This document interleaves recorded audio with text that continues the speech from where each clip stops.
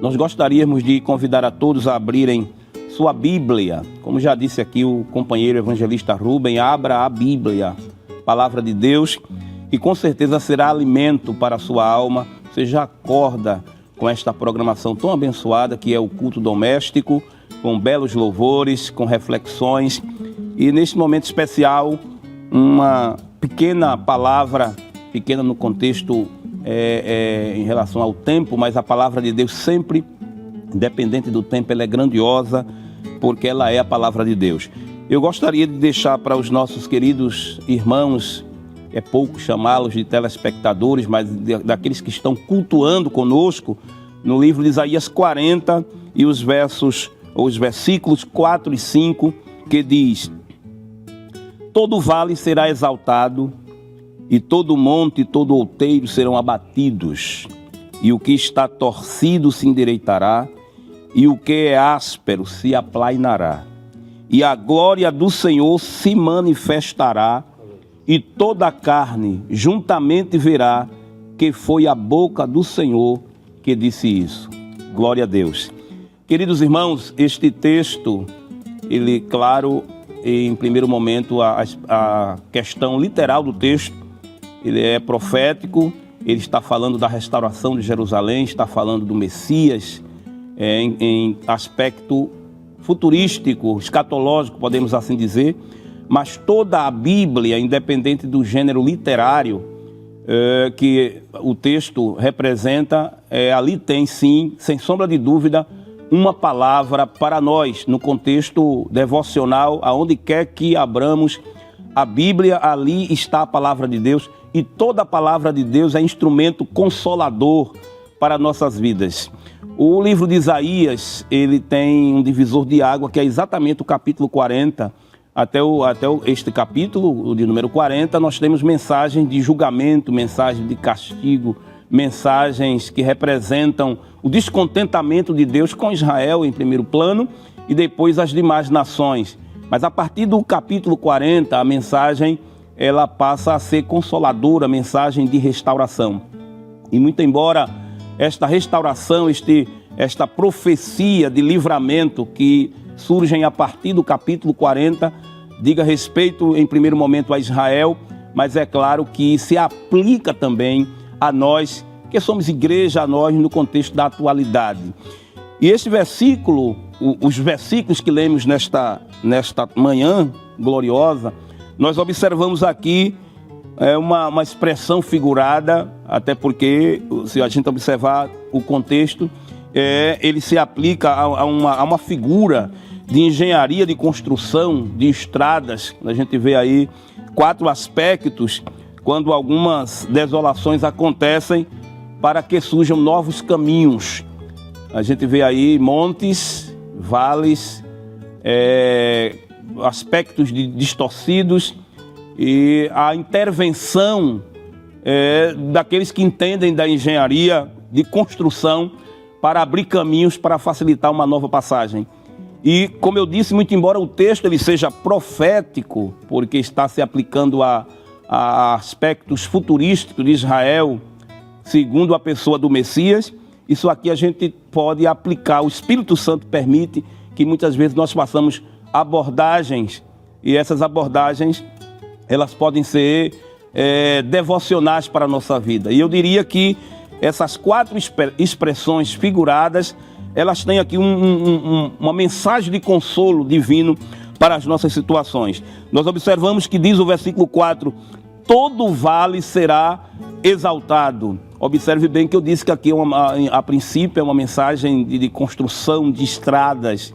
E o primeiro momento a gente vê aqui, todo vale será exaltado. Vales, os nossos queridos telespectadores já sabem, não precisa que a gente explique, que referem-se a buracos profundos, a terrenos que passou por uma erosão, acidentes geográficos, que muitas vezes, no contexto daquilo que a gente está dizendo de uma construção, tem dificuldades. Mas aqui há uma figura de linguagem bonita, porque representa todos os baixos da vida, fracassos, derrotas, esses buracos profundos representam, no contexto devocional, situação de humilhação, de que o crente, o telespectador nesse momento pode estar acompanhando e quem sabe está vivendo num vale. Isso é tão sério que se tornou elemento para os poetas falarem de vales.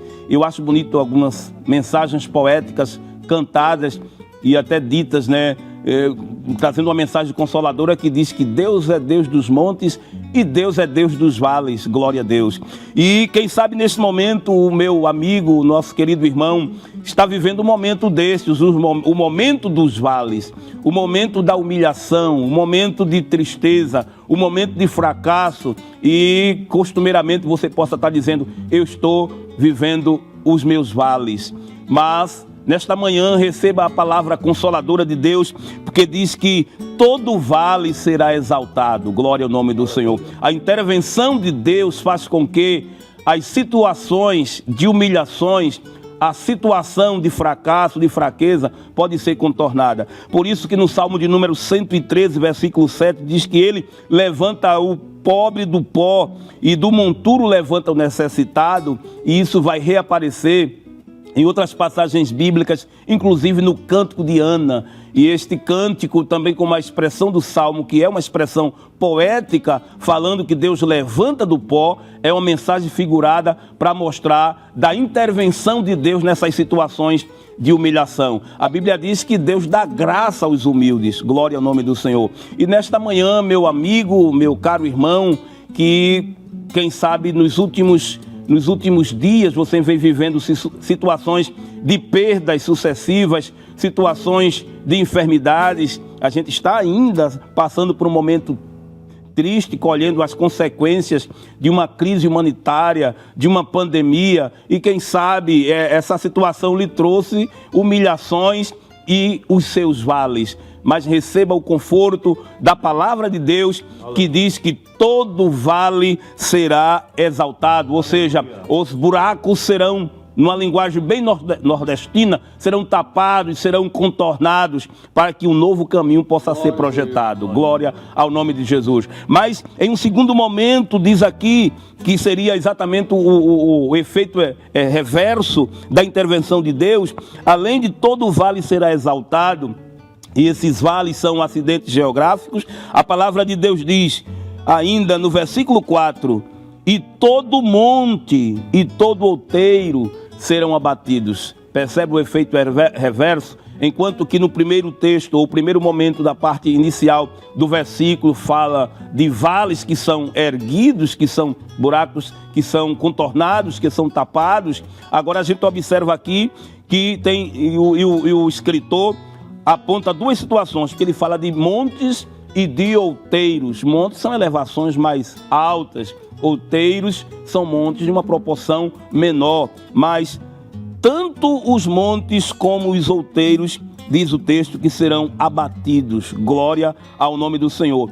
E essa representação aqui pode significar situações fora de controle, situações que amedrontam, que causam medo. Os montes falam de dificuldades a serem conquistadas. Nós observamos, inclusive, muitas passagens bíblicas de guerreiros, inclusive na nação de Israel, como é o caso de Caleb, que teve que vencer os montes, glória a Deus. E às vezes esses montes representam dificuldades que fogem do controle humano. Glória ao nome do Senhor Jesus. Está escrito no livro de Jó, capítulo 12, versículo 14, ele derruba, aleluia, e ninguém pode reedificar. Ele derruba os montes. Aquilo que a gente não pode, aquilo que foge do nosso controle, dificuldades que representam como montes, aleluia, tenha certeza que Deus pode derrubar. Às vezes a gente tem dificuldades pequenas, e às vezes dificuldades que até podemos contorná-las. E muitas vezes temos dificuldades grandes, provas de uma proporção maior. Mas o nosso Deus, o Deus dos vales e o Deus dos montes, aleluia, o Deus que faz com que os vales sejam reerguidos, aleluia, ele também faz com que os montes sejam derrubados. Aleluia. Jesus disse que se tivermos fé como um grão de mostarda, nós diríamos aos montes, sai daqui, ele será transportado para outro lado. E é óbvio que não vamos ser insensatos, que a fé do crente não é uma fé cega, não vamos trabalhar no campo da cegueira, mas o campo da razoabilidade, porque a fé, ela também é razoável, glória a Deus. A gente, muito embora a fé, ela é o firme fundamento das coisas que não se veem, mas ela é racional porque a gente acredita em Deus, e essa razão muitas vezes foge à lógica da compreensão da grandeza e da proporção do problema, mas a gente acredita no Deus que pode resolver problema. Aleluia. Então, querido, amado irmão, telespectador, talvez você não esteja vivendo a situação dos vales, mas você está vivendo o momento dos montes, o momento da dificuldade, da luta que você pode não saber resolver. Talvez esse problema seja no antro da sua família, membros da família que estejam afastados da igreja. Infelizmente, às vezes pais que contemplam seus filhos que foram até criados na igreja, e nesta manhã o meu amigo, meu caro irmão, possa até estar lembrando de um problema que está instaurado na sua casa, na sua família, filhos que estão afastados, e você acha que isso se constitui um problema que foge do seu controle. Glória a Deus. A Bíblia diz que Deus é o nosso refúgio e fortaleza, socorro bem presente na hora da angústia. Aleluia. Companheiro evangelista Rubens leu um texto muito bonito no Salmo de número 121, que diz: eleva os meus olhos para os montes. Olha a expressão monte, ainda que se aplique no outro contexto, porque acreditava-se que o socorro, toda a cultura tinha elevação para a morada dos deuses, mas aí o salmista, cantando a poesia belíssima, diz: eu elevo os meus olhos para os montes. Era como se ele dissesse: mas será que de lá vem o meu socorro? E aí ele responde esta pergunta óbvia no contexto dele: o meu socorro vem do Senhor, que fez os céus e a terra. Aleluia. Talvez você esteja desempregado, sem dinheiro, sem ajuda, mas o Deus a quem nós servimos é o Deus que é o teu socorro, é o Deus que pode derrubar os montes. E incrível que às vezes a situação, como dissemos, fugindo do nosso controle, a gente acredita que estamos sós. Eu já disse aqui em outro momento, no outro culto do capítulo 5, quando nós lemos o capítulo 5 de João, que aquele homem que estava à beira do tanque esperando o mover das águas para receber a solução do seu problema, e quando a solução, que é Cristo, chegou e Jesus perguntou para ele: você quer ficar são? E aquele homem, óbvio, não entendendo, não compreendendo que estava diante da solução, que às vezes nós estamos diante do problema e muitas vezes Jesus chega com a solução e a gente não percebe. E Jesus, ao perguntar: queres ficar são? E ele disse: eu não tenho alguém para me levar o tanque, eu estou só. Aleluia. E talvez você pense que esteja só, mas o teu Deus, Deus que você adora, o Deus que você serve, eu tenho certeza que você tem ido ao culto, Deus tem falado com você. Nós temos milhares de pessoas que são acompanhantes assíduos do culto doméstico, e é muito possível que aqui ao longo das manhãs Deus tenha falado ao seu coração pelas reflexões bíblicas, pela gota de orvalho, a mensagem que aparentemente simples, mas é uma palavra de Deus para que você acredite que Ele não perdeu o controle, Ele está na situação ou no controle da situação. Então, segundo momento aqui é o Deus que, além de derrubar, além de fazer com que os vales sejam reerguidos ou exaltados, é o Deus também que faz com que os montes sejam derrubados.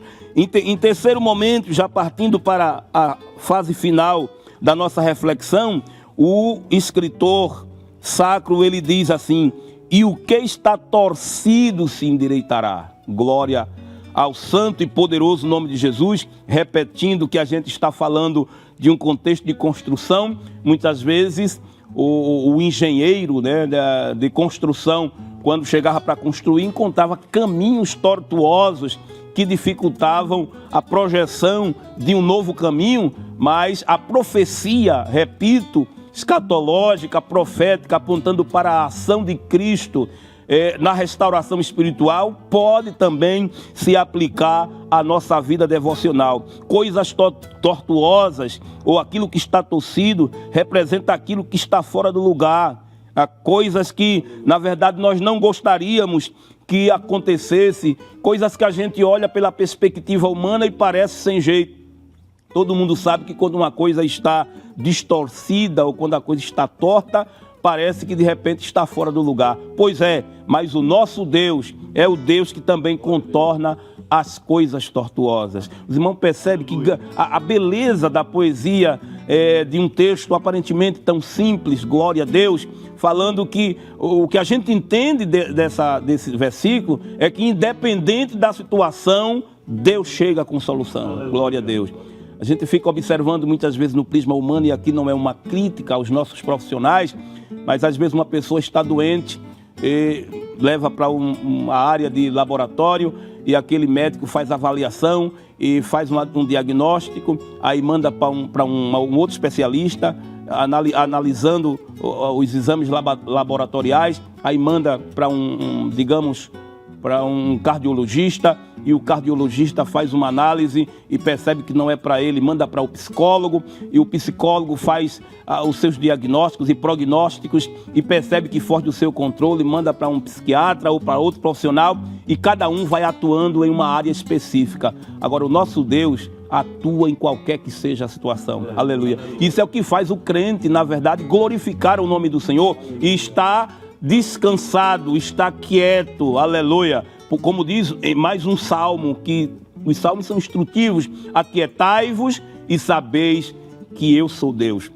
E eu observo neste salmo que o salmista está escrevendo, Salmo 46, que é um dos salmos mais belos e mais famosos da Bíblia Sagrada. O salmista vai contando da grandeza de Deus, que Deus é sempre falando na terceira pessoa do singular. Ele é grande, Ele é o socorro, até o versículo 9, mas parece que quando chega no versículo 10, Deus diz: deixa que agora quem fala sou eu, glória ao nome do Senhor. Aquietai-vos e sabeis que eu sou Deus. E de forma isolada, porque versículo de 1 a 9, o salmista sempre falando de Deus na terceira pessoa. Quando chega no versículo 10, o salmista agora fala pela boca de Deus. Volta ao versículo 11, normal, falando de Deus na terceira pessoa. Isso mostra que Deus toma o controle até para falar, aleluia, que Ele, na verdade, é aquele que toma controle da situação, e nós, como seus filhos, devemos estar quietos. Então, querido, amado telespectador, não importa se o problema esteja a seu ver tortuoso, sem controle, Deus é aquele que, ao contexto deste versículo, é aquele que endireita as coisas torcidas. E por fim, e não menos importante, o versículo diz: e o que é áspero se aplainará. Glória ao nome do Senhor Jesus.